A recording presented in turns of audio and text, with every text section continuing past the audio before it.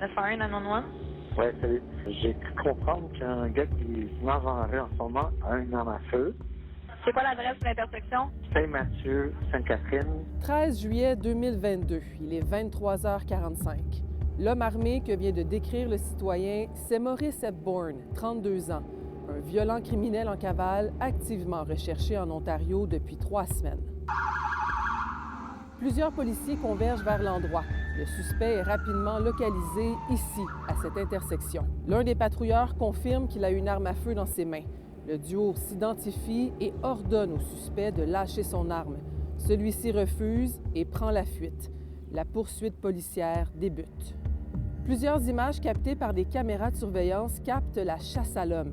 Les policiers s'identifient à plusieurs reprises et ordonnent à Maurice Hepburn de lâcher son arme. Celui-ci court torse nu, son chandail dans une main et dans l'autre, son arme à feu. Et vous avez bien vu, une mystérieuse femme se joint aux policiers dans la poursuite. Celle-ci apparaît à plusieurs reprises tout au long de la chasse à l'homme.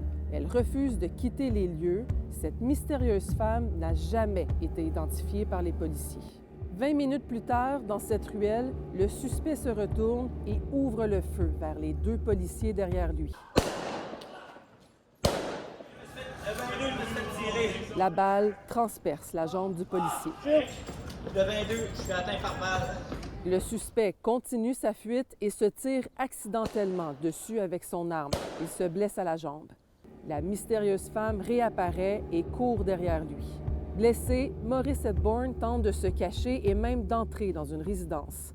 Un citoyen, réveillé par les coups de feu, aperçoit une silhouette dans sa cour arrière. Il fait le 911. Est-ce qu'il a tenté d'ouvrir votre porte? Oui. Oui, il a essayé votre porte? Ouais, il l'a pas réussi. La poignée de sa porte est retrouvée arrachée. Maurice Hepburn se cache sous son balcon pendant plusieurs minutes, puis décide de poursuivre sa cavale. Il lance son arme à feu dans l'herbe. Encerclé par les policiers, il est finalement arrêté 30 minutes plus tard. 7 chefs d'accusation sont déposés, dont décharge d'armes à feu et possession d'une arme à feu prohibée. Mais ce qui retient l'attention, c'est le chef de tentative de meurtre. A-t-il réellement voulu tuer le policier qui le poursuivait? Tout le débat porte autour de l'action de l'accusé d'avoir déchargé une arme à feu en direction d'un policier lors d'une poursuite policière.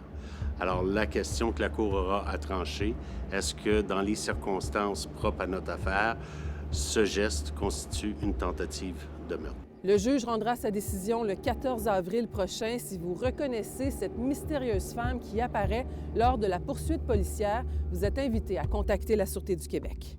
À Montréal, Marie-Michelle Lauzon pour Nouveau Info.